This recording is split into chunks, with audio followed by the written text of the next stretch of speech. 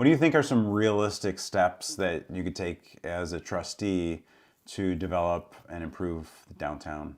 Yeah, so George and the group really have, I think, did the right thing by building a comprehensive plan.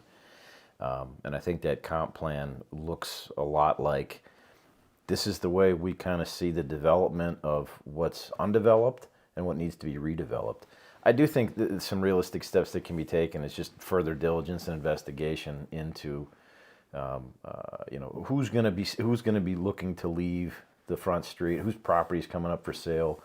Does the zoning fit, right? Do you really want another house there?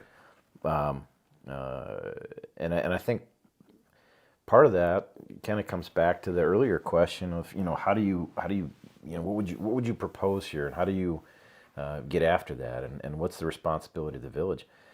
We should know every developer within 100 miles and say, this is what we'd like to see done.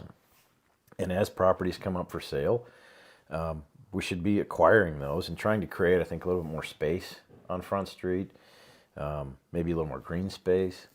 Like I said earlier, really have to be mindful about, I think, traffic and noise and everything else.